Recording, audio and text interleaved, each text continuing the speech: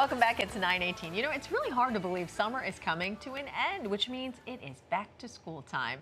And it can be both an exciting and anxious time for students, but let's not forget parents who have to prepare for changes too. It can be difficult for them, especially moms and dads who will be going from a full house to an empty nest. Joining us this morning to help parents navigate through all of this, clinical psychologist Thea Gallagher. Great to see you, Thea. Happy to be here. I'm glad we're not here talking about Easter bunnies. Yeah, no surprises for you.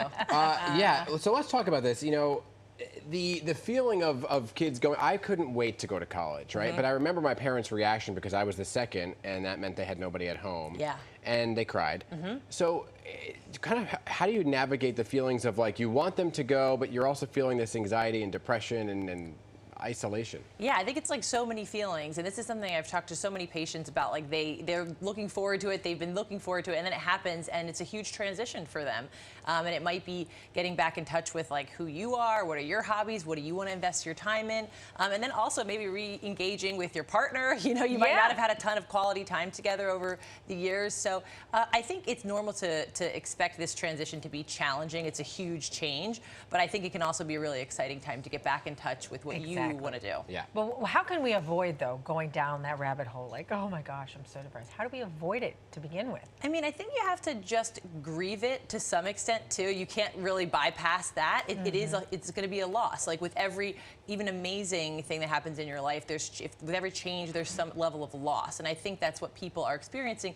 And we want them to feel those feelings, articulate them, maybe talk to other people who are going through the same thing. And then also try to think about, okay, but what is this also going to give me back maybe? And so avoiding that spiraling and thinking like this is the only way it's going to be. It's going to get easier, but especially in the beginning, it can be really challenging, especially if your kid is struggling at college too. That can also make it difficult. They're calling home, they're crying, you're missing them, you want to help, you're used to helping hands-on. It can be, there's a lot of layers to this that can be challenging.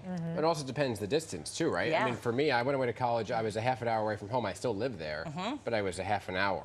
Yeah. Some people are across the country. Yeah. And even psychologically, that can feel different. Even if you're seeing them just as much as you'd see them if they lived across the country, just that feeling of knowing that they're closer, you can get to them, can also make it a little bit easier. But I think just realizing that this is a good change likely for both of you, and it might be tough to navigate some of the initial months, but going kind of like following that journey and riding the waves that come with that. And that's something we want people to do just generally with their emotions. Yeah, I mean, and compounding some of those emotions. Yes. You could be going through other things, like you could be going through retirement.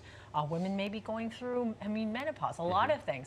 Everything compounded. So once you're in that moment, though, what other kinds of things can you do to cope? You had mentioned, like, maybe this is a time, look at it as a positive thing. This is a time to reconnect with your spouse or do something, a hobby that you lost time doing, you know, find yourself again. What are other things that we can do once you're in it? I think you're trying, sleep. Yeah, think about all the things that you can get back to, maybe that you did before all of this that you want to get back to, or some new things. But I think also, like you were talking about, you know, assessing what might in your life do you want to give that time to, and again, riding the waves of those emotions, and then really trying to re-engage with some of the things that you want to do, and the people in your life too. Your relationships might have fallen off because you're spending so much time dedicating it to your children, to their activities and everything. And you know, the Surgeon General has talked about this loneliness epidemic, and it's really important, especially as we age, to connect with others in meaningful ways. And it can be activities that you can start with, like pickleball, but it can also be maybe connecting with old friends and say, hey, I know we've been in like a crazy number of years, but like let's find ways to meet regularly and connect. That social connection is so important for our mental health. 18 years of sleep. Sorry, I'm just thinking ahead.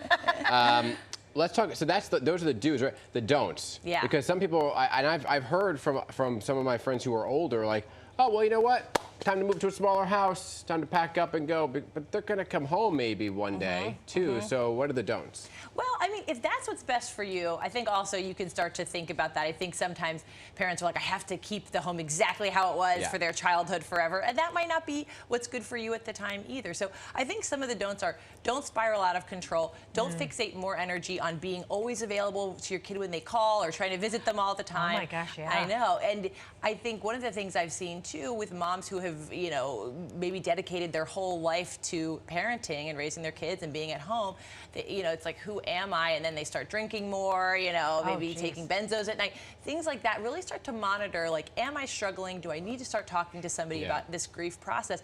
And do I need to get maybe involved in some volunteer efforts or other maybe employment or something else that's going to take up my time in a meaningful way? We know that mastery, feeling confident, comes from doing. And if, you know, if that just falls off, because maybe your kids were your reason, right? They were the thing you were doing. So trying to reconnect also with your own goals and values and how you might want to make an impact on the world in different ways. And just real quickly, this same kind of advice can be given to those that are sending their kids off to preschool for the first time. Yeah. Because you're still an empty nester. Yeah, absolutely. I think, you know, change and transition is hard for all of us.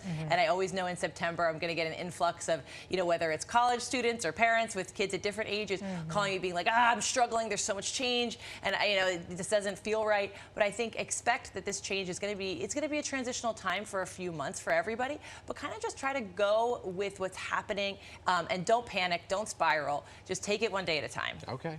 Now, what if you're having that drink saying, who am I, before the kids go? I'm just kidding. Before the kids leave. I can't wait for preschool. Coming up. Thank you, Thea. We love you. Yeah, happy to be here.